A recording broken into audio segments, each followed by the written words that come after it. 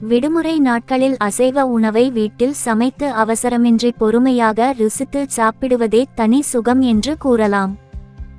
அதுவும் உங்களுக்கு வித்தியாசமான ரெசிபிகளை முயற்சிப்பது பிடிக்குமானால் அதை முயற்சித்து சுவைப்பது இன்னும் அற்புதமான அனுபவத்தை தரும். இன்று உங்கள் வீட்டில் மட்டன் எடுத்திருந்தால் அதை கொண்டு ஒரு வித்தியாசமான ரெசிபியை முயற்சிக்க நினைத்தால் மட்டன் வெள்ளை குருமாவை முயற்சிக்கலாம்.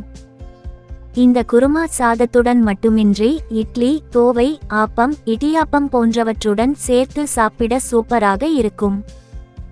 அதுவும் தற்போது ரமலான் நோன்பு நோற்பவர்கள் இந்த ரெசிபியை செய்து மாலையில் சாப்பிடலாம்.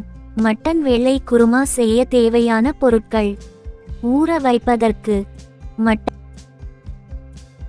1/2 கிலோ, தயிர் 1/4 கப், சோம்பு 1 டீஸ்பூன், உப்பு சுவைக்கேற்ப, எலுமிச்சை சாறு 1 டேபிள் ஸ்பூன், குருமாவிற்கு நெய் 3 டேபிள் ஸ்பூன், சோம்பு 1 டீஸ்பூன், பிரியாணி இலை 1, ஏலக்காய் 4, கிராம்பு 3, பட்டை 1 சிறிய துண்டு, தயிர் 2 டேபிள் ஸ்பூன், இஞ்சி பூண்டு விழுது 1 டேபிள் ஸ்பூன், வெங்காயம் 1 நீளமாக நறுக்கியது, பச்சை மிளகாய் 5 முதல் 6 வரை, கறிவேப்பிலை 1 கையளவு, உப்பு சுவைக்கேற்ப, தண்ணீர் தேவையான அளவு.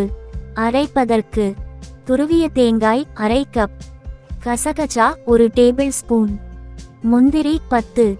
செய்முறை: முதலில் மட்டனை நன்கு நீரில் கழுவி கொள்ள வேண்டும்.